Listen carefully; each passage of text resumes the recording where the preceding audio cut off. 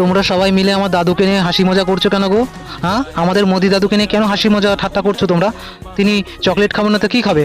আমার দাদুর একটা দাঁত নেই, কোনো রকমের চকলেটটা চুষে চুষে খেতে পারে, তাও তোমরা ওনাকে নিয়ে মিম বানাচ্ছ।